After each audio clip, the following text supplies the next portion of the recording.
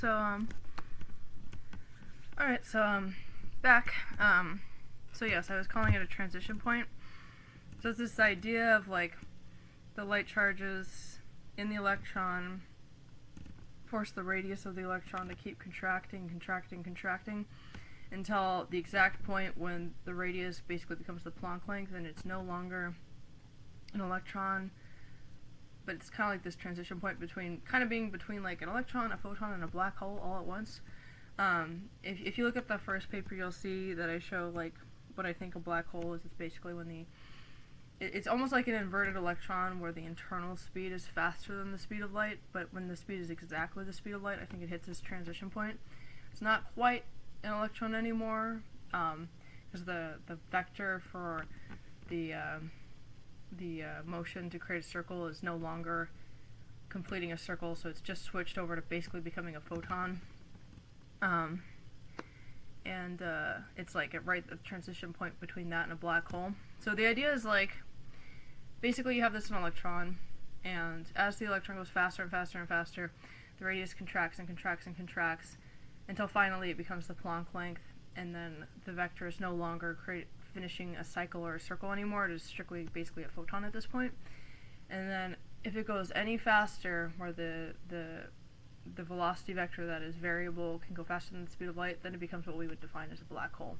And at that point, the structure of the vectors is such that when you keep pushing energy into it, it basically just becomes, it forces the radius to become larger and larger and larger, so then you get this blow up of the black hole. Anyway, so I'm very interested in this transition point, and the next few calculations are not really proof of anything. They're just kind of like, it's just me exploring the idea of this transition point.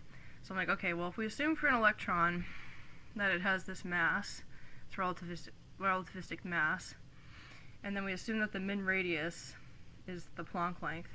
So instead of like putting, c into v here, we just assume that the max or the minimum radius is going to just be the Planck length, based on what I was saying about it becoming more or less becoming like a transition point of like between an electron, a photon, and a black hole.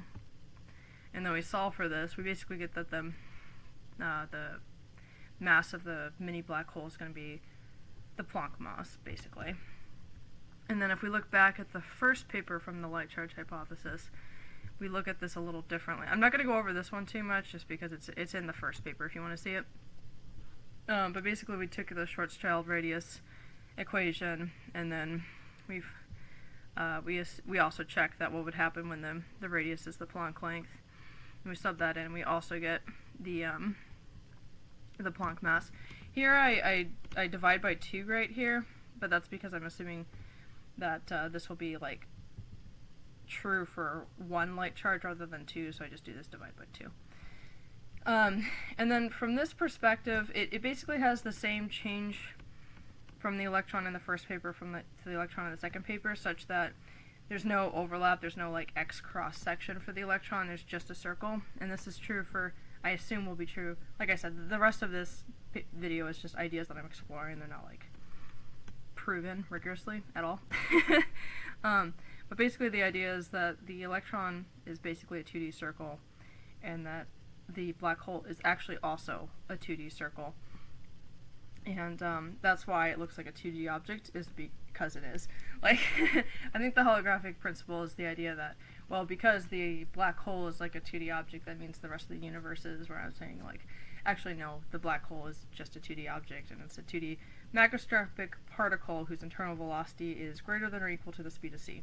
I'm a little iffy on the equal part. I don't know if like it has to be greater than c or equal to c, but that's sort of like, I don't know, just something I'm exploring. So then I go do the final one. I think we're almost to the end now. Yes, we're to the final one. Anyway, alright, so then based on this, I went ahead and tried to calculate the temperature of the black hole. And if you want to look at this derivation more, it's basically exactly the same as how I derived the mass of the electron in the first paper, except that I swap out the radius as the Schwarzschild radius, and then I solve it, and I get, the mass, and then I say, well, E equals mc squared for, this object at rest, and then that gives me the energy, and then to get the temperature, it's just a scalar. I just divide by the Boltzmann constant, and that gives me this temperature right here, which is the reduced Planck's constant times c divided by the Schwarzschild radius divided by Boltzmann constant. So that would be the light charge prediction.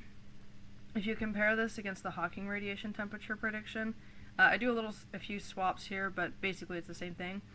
Well, it's not the same thing. I mean, basically it's the same thing in terms of like some simple algebra. But it ends up being a little bit different. It's almost the same, except you multiply it by 1 over 4 pi. So the predictions are different, which is part of the reason I haven't put these in any of the papers yet, because I have a really bad tendency of being like off by a factor of like 2 or pi, like very often. So I don't want to say this is my prediction and then it's wrong and then everything falls apart because of it. But this is what I kind of think of, and I think it might be similar. It's worth noting that when Hawking made this prediction, he assumed the area was 4 pi r squared for a sphere of a black hole, rather than pi r squared for a 2D circle. So if you do that, that takes off the 1 over 4 part, and it's only different by 1 over pi. So it's pretty close. They're not the same, but they are in the same ballpark. At first I was like, oh no, because I thought they'd probably check this experimentally, but as far as I can tell, this has not been confirmed experimentally, either way or the other. So this is a prediction of the light charge hypothesis, and it has not been proved or refuted yet.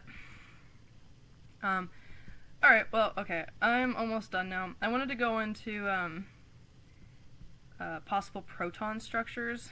So because the electrons and positrons in this hypothesis don't just contract in terms of their radius, but in terms of their charge, I highly suspect at this point that quarks are not really fundamental, and that's why they break apart so quickly and so fast, but they're actually just relativistic electrons and positron configurations. So and I can't help but notice, like if you look at a proton can decay into a positron and a pion, and then the pion can then immediately decay into 2 gamma rays, which is basically just the reverse, reverse of pair production, or it's like, annihilation or whatever. So which implies to me that they came from a positron and electron pair. So in other words, I suspect one proton is made of 2 positrons and an electron, where the length and the charge has been contracted.